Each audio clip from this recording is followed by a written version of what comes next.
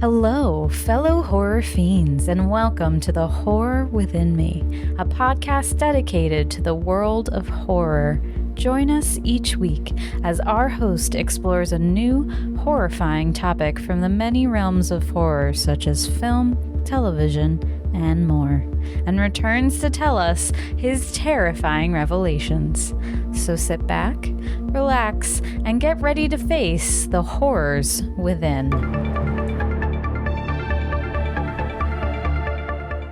Hey, what's up, everybody? Welcome back to a brand new episode of The Horror Within Me. I'm your host, Eric, and thank you so much for taking time out of your day to join me on what's going to be yet another spooky Sunday.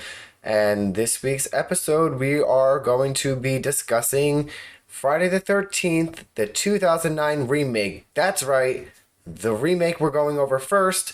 There's so many films in this franchise. I want to dive into the remake first, staying on track. For the last week, we did the remake to the Texas Chainsaw Massacre. This week, we're doing the remake to Friday the 13th.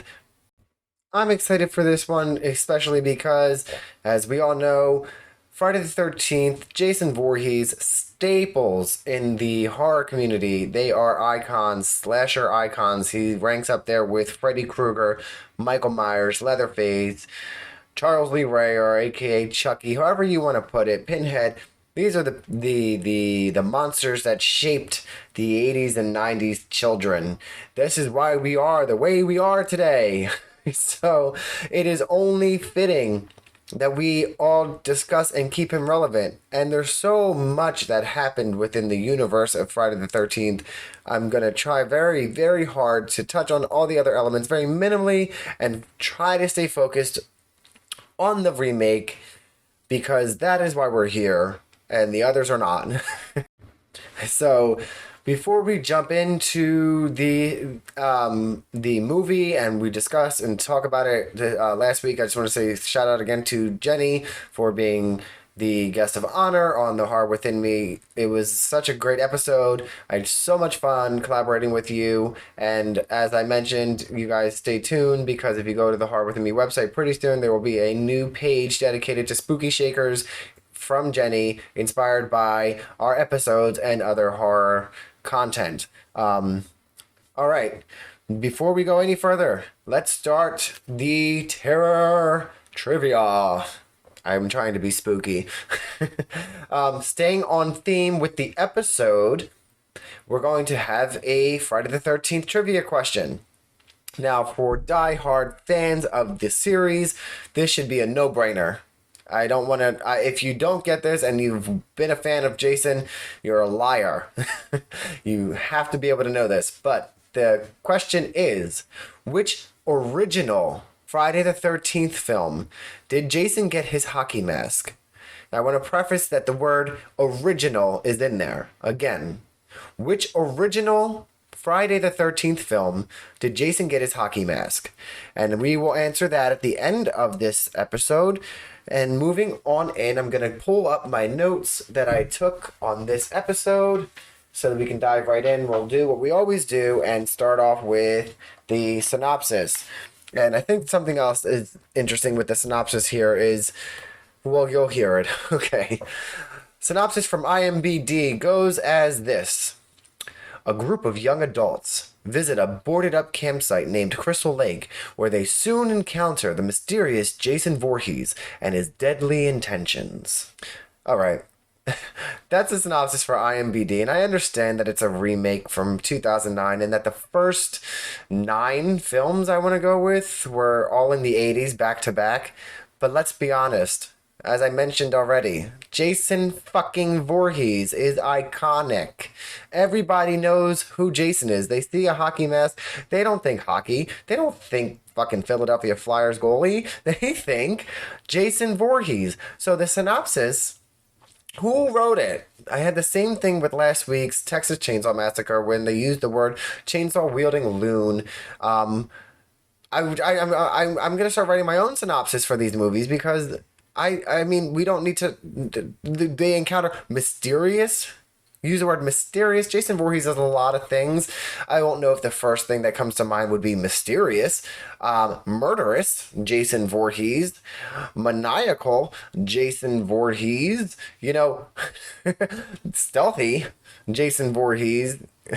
Boy Scout. I mean, I could keep on going because fucking mysterious is. You make him sound like he's this hot guy in the back of the cabin that doesn't really talk much, and he's so mysterious. But all the boys and girls love him, and we're gonna, find out later on that he's got deadly intentions. You know that motherfucker has deadly intentions the moment you see him. There's not too much mystery about his deadly intentions. So I'm not happy with the synopsis of from IMDb, but it is. I don't work there. I don't write them. That's my opinion. That's my opinion. I gotta find that sound to put in whenever I do an episode and I want to say that. I'm gonna just throw it in there from the Housewives.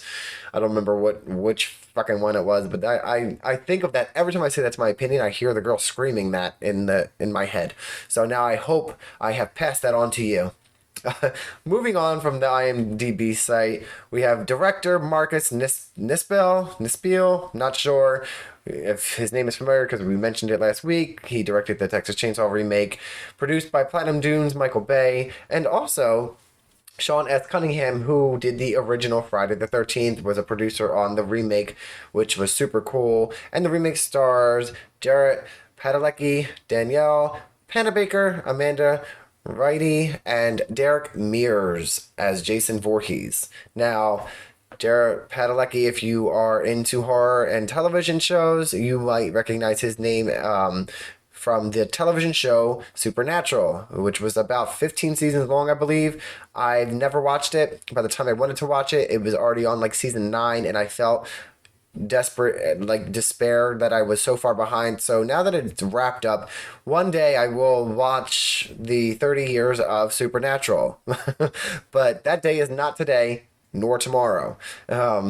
Also, the Danielle Panabaker, who plays Jenna in Friday the 13th, she is now in the Flash television show. I don't know who her character is, and I've never seen it, but she's in that, which I thought was cool. Jared's character is Clay Miller, who is looking for his sister. Amanda's character, Whitney Miller. The IMDb rating is a 5.5 out of 10. Rotten Tomatoes is a 26%, people. 26%. Okay, first of all, I feel like that's a little unfair, right? I mean, I've seen some fucking, worse shit than the Friday the 13th remake, and Rotten Tomatoes, I feel like you're so critical. I mean, can I get I need to start looking up other ratings besides Rotten Tomatoes because they're I don't know, maybe they're not horror fans or they don't appreciate the genre, but I feel like they never give really good ratings for the slashers. It's always good ratings for Hereditary, which don't get me wrong, they deserve the ratings, but not everything needs to be elevated, and some things just need to be pointless slashers. And Friday the 13th, 1980, Jason wasn't even in the original Friday the 13th, and it was his mom, which was a fucking amazing movie. And I remember it had the eerie, you don't know who the killer was, the who done it, don't see just nothing but the hand and knife. But anyway, I'm going to name what I loved about the movie, what I hated about the movie, touch on a couple other things, and then we'll wrap this bad boy up. All right. What I loved about it, I'm going to name my list that I wrote down, elaborate on a little bit each. But first, let's just read the list. This is what I wrote thinking of Friday the 13th remake. I like that both the masks were used. I like the cinematography. I like that the actors had more depth than previous films. The kills were on brand for Jason, kept on theme for Friday the 13th movies, had a comedic presence but felt not forced. The opening sequence. Those were my little bit of notes that I wrote for why I love the movie. So let me go back to the first one, which I said both masks were used.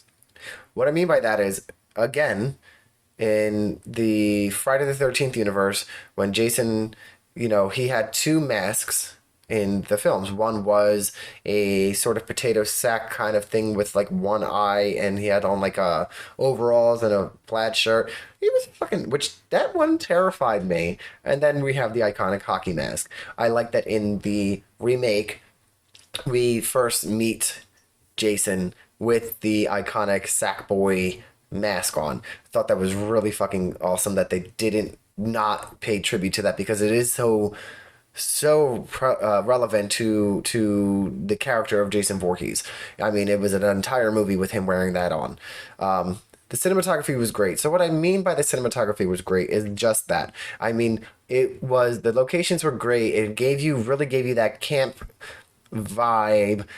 It gave you the essence of what a Friday the 13th film is. The tents, the lake, the eeriness, the summer, the dark. It was everything that you could ask for a Friday the 13th film in terms of location.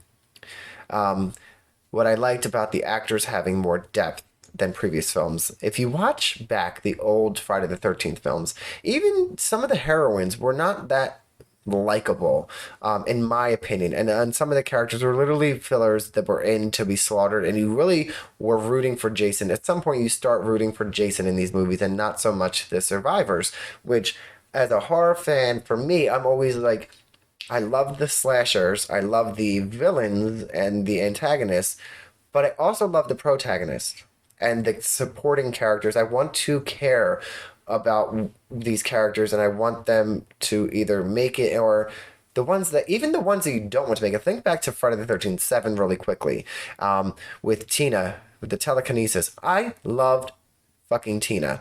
And then the girl across the street, Melissa, was such a bitch. Like, her character had development and her character had, like, stayed true. And when she was killed, I fucking was excited. So sometimes, though, you just get characters in the movies that nobody cares about. And I think that this movie really did well with really trying to develop every character, even if they were quickly killed. And especially, Clay and Jenna, I love them. And spoiler alert, that just, we'll get to that. No, I don't want to jump too far ahead. Yeah, I really think that they did a good job with developing the characters a little bit more. Just as though, I think it was maybe a Platinum Dunes, Michael Bay kind of thing. Because Michael Bay is a wonderful producer, and his characters are always well done. So I thought that the characters were at least fleshed out enough, and the storyline of the characters played out with, the beginning with we're not knowing what happened to Whitney and, her friends going to Crystal Lake first. And then I forget how much time had passed. It'd been some months or weeks. I think it was like 6 or 8 weeks that had passed where she was missing and Clay is out looking for his sister. It was relatable, and you immediately assume that, we watched her die apparently with the opening sequence, and we know that this is going to end badly for Mr. Clay Miller, or he's going to go through a lot of shit along the way looking for his sister. So that's that. Kills were on brand for Jason.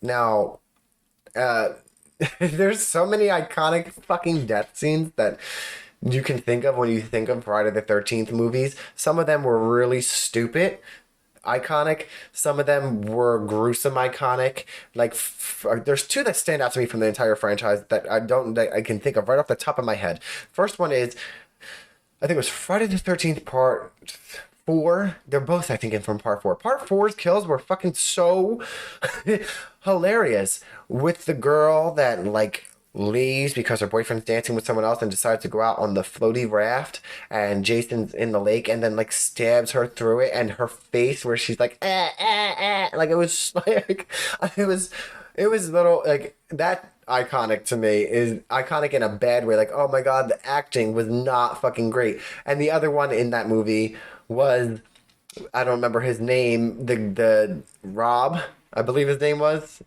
in the camper dude that she just kept inviting in the house and like, oh, come inside, my mother's not home. Like, first of all, bitch, we're not going to review that film. What I'm going to say is the kill is when he gets killed and he's literally screaming, he's killing me, oh my god. I couldn't even be scared anymore. I had tears. I was crying from laughter. That's what I mean. So in you know the true fashion of Friday the 13th, there are some great kills in the remake. One in particular is the sleeping bag. Everyone loves the sleeping bag kill. I don't remember which Jason film it was, but it was kind of reenacted in this one in a new way where he gets the girl in the sleeping bag and she zips it up and he takes it and he's got her hanging above the fire, kind of pig roasting the bitch, like cooking her. That was a great goddamn kill. I don't care what you say. That was great. And then his killing of the guy on the boat with the arrow, really shows his marksmanship and his camp skills, I guess. So I really enjoyed that. Just so many kills were on brand for Jason. And the entire thing was on theme for Friday movies. The music was great. The sense of teenage, early 20-year-olds just wanting to go out to a lake for the weekend and just get high and party and get drunk and have sex. You got Jenna's boyfriend Trent, who's sleeping with the other girl Bree during the murder, and that was a very long sex scene. I mean, I understand it's a Jason movie and there's always going to be sex in it, but I mean, that was just like ridiculously long. That everything just felt like it was a very, the creators really paid attention to all the other movies and try to give us our staple, what we want from the Friday the 13th. So we're like, let's do this, let's do that. There's always been some comedy. Like I said, comedic presence was felt, but not forced. Like, I really liked Chewie's character. He was funny. I thought it was good. Some of it was also funny with Trent when he was trying to escape and screams at the top of his lungs. That man's got a fucking set of pipes. He should be titled Scream Queen just for that one scream. He was great. So everything was very, but not over the top. It was good. I thought it was done well. I'm going to rush through those couple ones because I really want to talk about the last one on why I loved the remake. And that is the opening sequence, which goes back a little bit with the cinematography. We open the film with what happened during the opening credits. It's flashes and in black and white of a stormy night and Mrs. Voorhees, Pamela Voorhees, and what we can assume is Alice from the original Friday the 13th in their epic final fight at the dock on the beach. I thought that was beautiful. I thought that was so fucking inventive and so creative in a way to still give us the backstory of the original Friday the 13th, being that Jason was not in it and it was still a part of the entire franchise, which sets the tone for all the rest of the 8, 9, 10, 11 movies that we see with Jason, is from that last scene in the original Friday the 13th. So doing a remake and not giving us a little bit of that, they did a great way of summarizing that with the opening sequence. I thought it was so well done. And then we get to see little Jason watch his mom get decapitated, which they assume is what happened in the other movies. But in this one, we do see that is what happened. He sees it and the rest is history. And then we go to present day. So we're looking at, what was this, 2009, 1980? That's a long period. He grew up in Farrell in Camp Crystal Lake, I guess you could say, which I guess we all assume that's what happened in the old ones. I don't know. He was killed so many times. I don't know. So that's what I really, really, really loved about the Friday the 13th remake. Now I really want to get into what I didn't like about the Friday the 13th remake. Do my list again, and then I'll go over it. So, here's my list. It says, Jason keeping a victim hostage? The audience learning how Jason gets around the camp, takes away from the mystery, Jenna's death, and the missing head and sweater of Mrs. Voorhees. Alright, let's jump in right away. Jason keeping a victim hostage. Spoiler alert, if you haven't seen the remake to Friday the 13th, what have you been doing? Alright, now that that's over. Jason, we come to find out that Whitney is not killed, and he stops right before he goes to slash her in the beginning, before the credits roll or the title is shown, and stops because she found a necklace of a picture of Mrs. Voorhees in it, and he thinks that she looks just like dear old mommy Pamela Voorhees. It doesn't kill her, but instead chains her up and keeps her hostage. I'm so confused on that because he's Jason, right? Like, he doesn't do that. Like, I guess it's like an homage to Jenny from 2 when she puts on the sweater and the head, she's pretending to be Mrs. Voorhees, but that's different than Whitney wearing a locket and resembling Mrs. Voorhees. Like, you have seen her and were chasing her already, and then you just automatically click. Like, she wasn't trying to be your mother. I could see if he would have killed her and saved her body and put her up as like a shrine to his mother, but I don't see him keeping her hostage because I don't think he would keep his mother hostage. If he thought that was like his mom, she would be able to control him and be there freely, and he wouldn't have done what he did. That just didn't make sense to me. I thought that was I thought that was just very out of character for Jason Voorhees, and I understand that they're trying to do a remake and they don't want to. And a remake shouldn't make new aspects to the films, but I also believe that you need to stay true to certain characters and especially the villains. Stop doing this to these villains. Like, Jesus, they keep trying to change every fucking thing. Leave certain aspects of them the hell alone. And that is one of them. Jason would never do that. He's brutal and mindless almost, and he just kills. He doesn't even have like his kills are creative, but he doesn't stop. He comes and just attacks and kills. He's not Freddy Krueger or Michael Myers that's setting you up or doing things. He's just literally fucking taking people out that he sees at the moment he sees them. He doesn't have a lot of thought behind it. So for them to do that, I was like, nah, I don't like that. Second, audience learning how Jason gets around the camp. Who apparently where he's keeping Whitney hostage is like tunnels of all of Camp Crystal Lake. That's how he gets everywhere so fast and without being seen. And I'm like, we don't need that extra tidbit of information. It takes away from the scare factor of Jason. Do you know what I mean? Jason appearing wherever and getting there, we really didn't need an explanation for that. It's a horror movie. It's like Michael Myers, like, oh my god, he walks so slow, how's he getting places? I don't need a movie dedicated to explaining that after the camera pans away, he's on a fucking Segway. Like, we don't need to have explanations for the unexplained. We didn't ask for it, and if anyone did, they're not true horror fans. I'm sorry.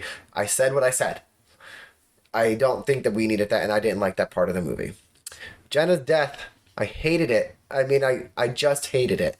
It was an iconic death scene, though. I hated the people for doing it to her. She was the best character, even above, in my opinion, Clay Miller and Whitney Miller. They were great, but Jenna was really your final girl, and who got the ball rolling. She was the piece that tied everything together with being with the group of friends that came to the cabin and meeting him at the gas station and tying them and bridging those stories together, right?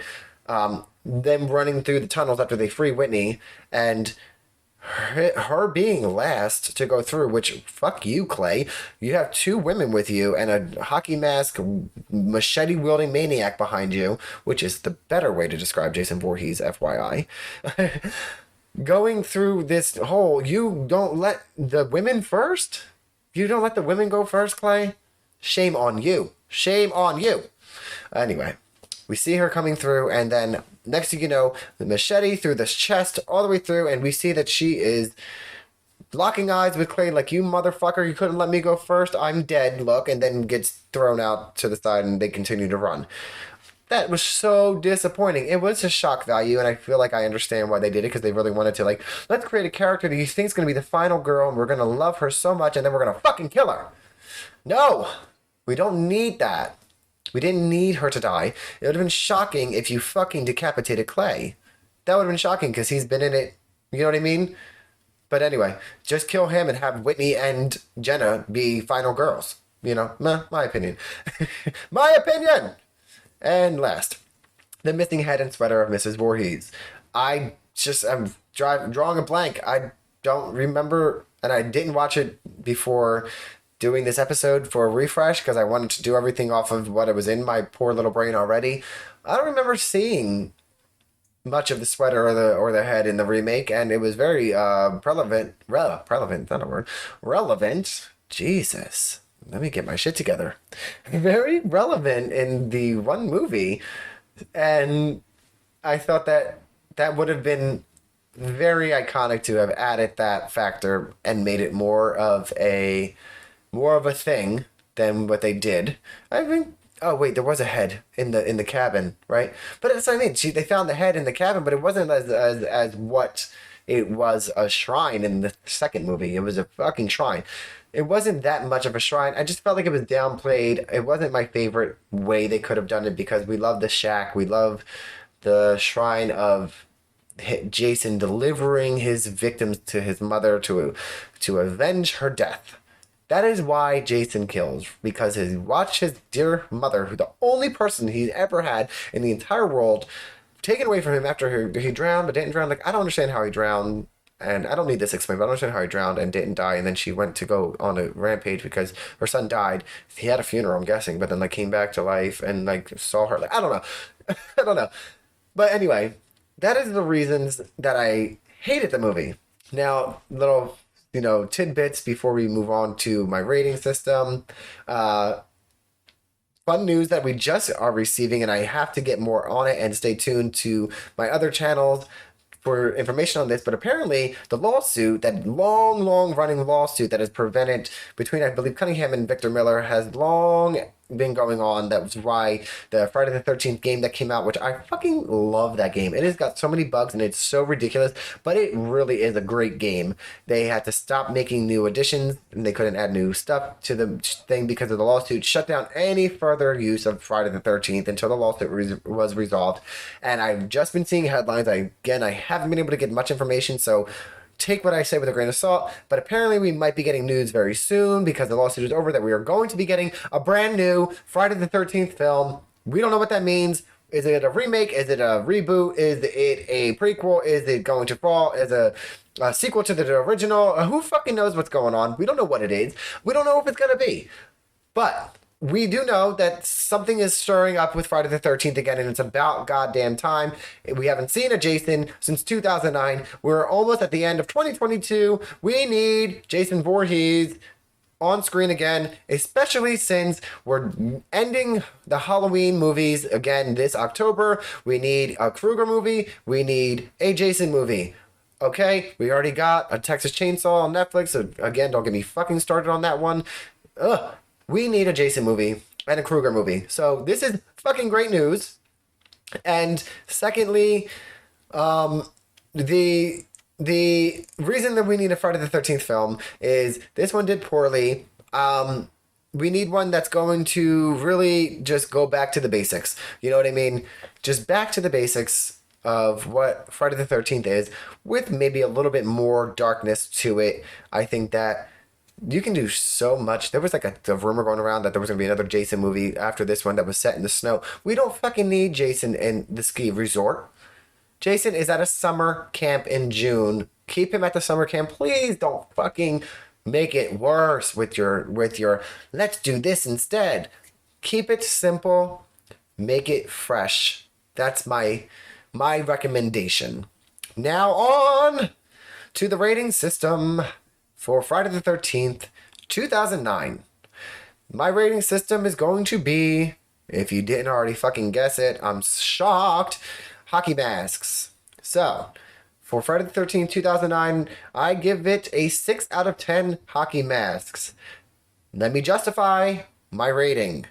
Okay, I think that the movie gave too much away about Jason, which took the fear away. They made him too human for a villain that is clearly supernatural zombie guy. That's what I wrote down.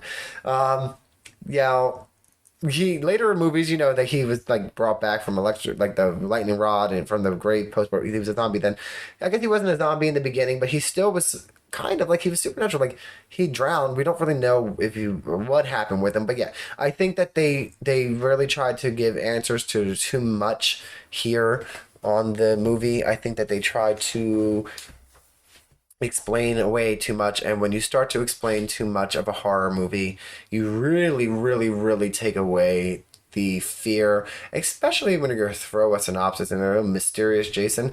He's not mysterious. He runs through the tunnels, kidnapping people looking like his mother, and is a great marksman and woodsman, whatever the fuck they are. There wasn't any mystery to him in this movie, you know? But that's my rating for the Friday the 13th, 2009. And my review, we're going to finish off and answer terror trivia. I need an echo. Somebody be my producer. If you want to be my producer, send me an email. Okay. Let's reread the question one more time.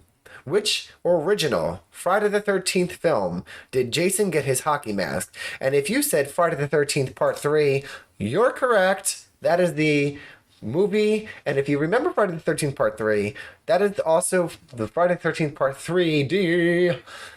It had the 3D glasses. I had them on the DVD that were like hockey mask around the lenses, or not the lens, yeah, around the frames. It was super cool. I remember the red and green or red and blue. I don't remember what it is anymore, but it was so fucking terrible. But I really enjoyed Friday the 13th Part 3, and I like when he gets his hockey mask from, oh God, I can't remember the kid's name, but Shelby? Not Shelby. Shelly. Fucking kid was nuts. Great movie. I liked the protagonist in that movie. She was still kind of weird, but yeah. That is the answer to the trivia question, and that means that is the end of this episode. So, as always, for more Horror Within Me content, you can find me on Facebook, Instagram, and TikTok, and now YouTube.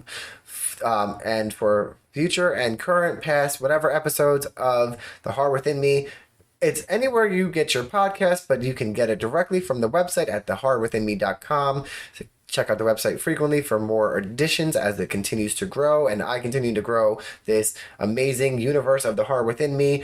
Like I said, keep an eye out. We are under construction for the Spooky Shakers by Jenny, and the YouTube channel is going to be updating you all on other things in the horror community, and so is TikTok. And that's really it. Again, thank you for taking the time out of your busy day to sit here and hear me talk about why I love horror movies and which movies I love and hate. And if you agree or don't agree, I would love to hear your opinions. Let's connect. Send me a message on TikTok or Facebook at The Horror Within Me. And until next time, all my spooky horror fiends, stay spooky.